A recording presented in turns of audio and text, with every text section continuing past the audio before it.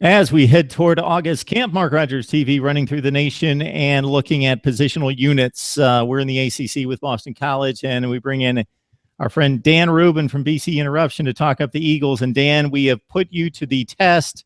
We have tortured you talking about offense. We went through the quarterbacks, the running backs, wide receivers, offensive line. Finally, the sweet spot, the pride and joy of BC football all the time, but especially in 2015, this defense and the linebackers we're going to talk about here. Well, it's funny. I always talk about the offense. Let's get that out of the way first. So when my blind optimism comes into play, everybody can hammer me for it. Hopefully, my blind optimism when it comes to the defense, everybody can jump on board with me and keep jumping in with it, because it is a thrill anytime you get to talk smash mouth football defense with Boston College. Even in a 3-9 season, the defense is something that everybody wanted to talk about. So here's the deal. Before we move on to 16, let's give some people the just an idea of how good the defense was, because if you look at the stat sheet, it's obvious. For a guy that watched every game gun to gun, because most of us kind of turned away. We're talking to a national audience here, Dan. We talked to a lot of college football fans, and we're running to the best game, so that wasn't always BC in 2015. How good was the defense? Well, you look at it this way. For a 4-game stretch of last year's football season, the Boston College defense allowed 14 points to Florida State, 14 points to Northern Illinois, 9 against Duke, and 3 against Wake Forest, and the team went 1-3, with the only win coming against Northern Illinois. This defense kept this team in so many games that they had no business being in last year. The fact that there was, and you and I know, have thrown this one out there, I can't think of another team in the history of modern college football. Maybe it was back into the old days when Army was winning a national title in like 19, during one of the Roosevelt White Houses. This was a team that had a defense that was ranked number 1 or at the top, near the top in almost every major category, and an offense that was ranked dead last. Whatever the reason anybody wants to talk about, I'll be happy to talk with them about it. The fact remains that the offense finished dead last in Division I, with the exception of Central Florida. And the only difference between Central Florida and Boston College was a 76-0 victory over Howard for Boston College. So down the stretch, you're talking about a team that had no business being in games against Florida State, against Duke, against even Wake Forest, and they were in them, almost won them, and then on the second to last week of the season, held Notre Dame to 19 points and still lost.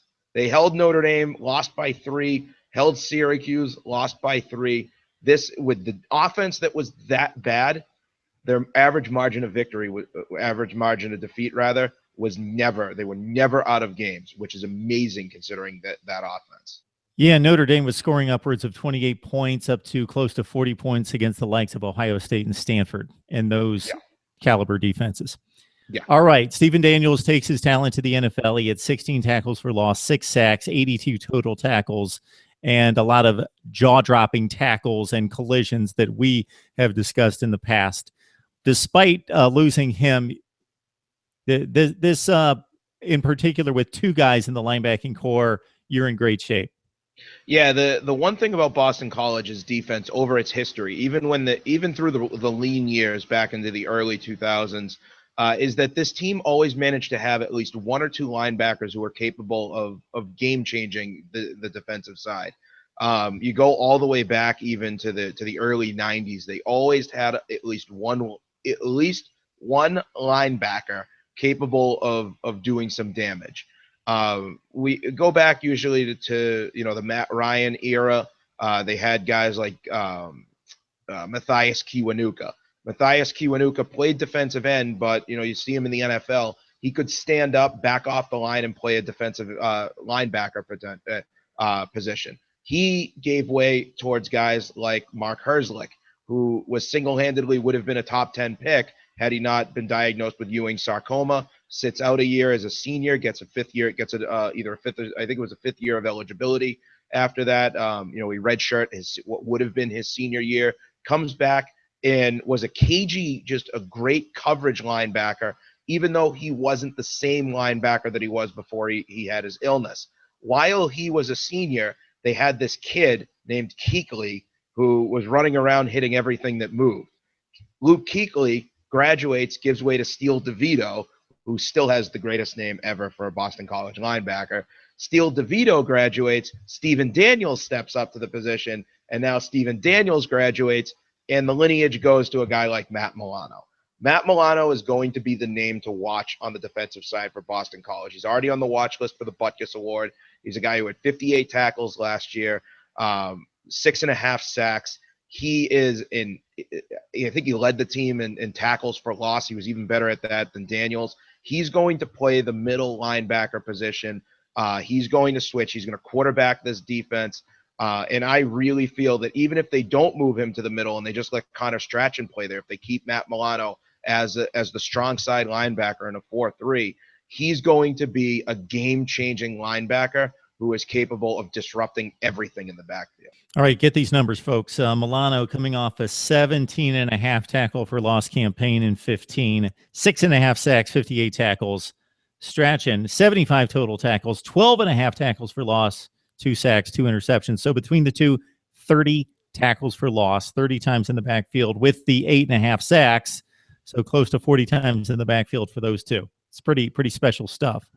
Yeah, and like I said, Milano, if they choose to have him switch and play some of the middle linebacker and display some versatility, he's capable of stopping the run and stepping up. His size, weight-wise, he's a little bit faster. Last year, he only played at about 220 pounds as opposed to Daniels, who played at about 255. So Strachan has the body. He's gonna be the middle linebacker this year. But you can see Milano have that versatility, Strachan in the middle. And when you have those two guys, Strachan be able to maybe flex out and get out, fade back a little bit and cover over the middle against some tight ends and get out in coverage. Those outside linebackers are even capable of either covering the slot receiver underneath, getting into the line, getting outside to stop the run, releasing against the block. It doesn't matter who's playing weak side linebacker at that point, because when you have two guys who are that good, the third guy tends to fall into line. It's like the old New York Giants. You had on one side, you had Carson. On the other side, I think Carson might have played the middle. And on the outside, you had Lawrence Taylor, who was Lawrence Taylor. I mean, I'm not comparing anyone to him, but he was able to get in the backfield and disrupt everybody. The third linebacker at that point, it maybe didn't matter who they were, because they were going to get tackles. They were going to get their numbers. They were going to get their time to shine, because the other two simply drew that much attention. Pepper Johnson and Gary Reasons are feeling slighted right now, Dan, but those would be the other two guys that come to mind off the top of my head. Carl Banks. Maybe feeling slighted as well. I went through 3. I think they pretty much covered the entire Lawrence Taylor career, between those 3 guys. Yeah, Ethan Tucky could turn out to be a pretty good linebacker too. Top 50 kid out of Delaware, Ohio. What do we hear about him? Yeah, I get excited talking about Ethan Tucky. Like I light up talking about this guy. He might be one of the best touted recruits coming into Boston College in some time overall, not even talking about just the linebacker position. He came in January, started early, graduated high school early so he could come to Boston College after his senior year of playing football. He's an undersized guy. He's only 6'1", which, I mean, when you think about some of the linebackers who played at Boston College who are 6'2", 6'3", even MarkRogersTV, who I think was playing much larger than his frame was. Tucky's a guy, he's only 6'1", but he's 6'1" as a freshman, and he's one of the highest touted recruits they've had. He was a 4-star guy until he recruited to Boston College, and then probably got the annual you committed to Boston College, so you get the 1-star subtraction. That tends to happen on some of those recruiting boards. But the kid's a beast. I mean, he was great in Ohio in high school. He was an All-Ohio Capital Conference Capital Player of the Year out of Delaware, Ohio. He's going to do some really amazing things, and I wouldn't be surprised to see them not redshirt him, get him into the game pattern as fast as possible, let him be disruptive. He's an outside linebacker, and really see what he can do. because he's going to be the next one. I mean, you look at the guys who they've had, and after Matt Milano, the lineage continues. You can see it coming to Ethan Tucky.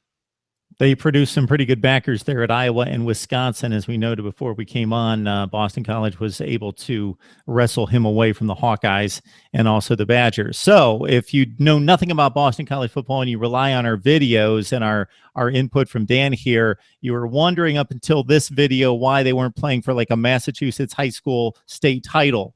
But this is the reason Boston College can usually, not so much last year, but usually can hold its own and compete for postseason play in the ACC. This is the reason why Florida State and Clemson get scared just about every year by BC.